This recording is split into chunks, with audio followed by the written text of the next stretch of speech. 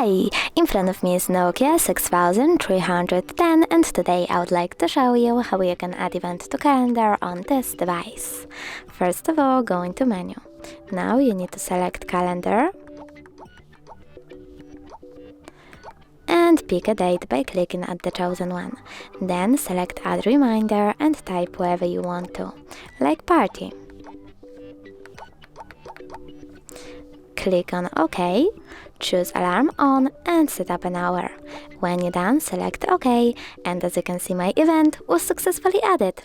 Thanks so much for watching. If you enjoyed this video, don't forget to leave a like, comment and subscribe. Bye!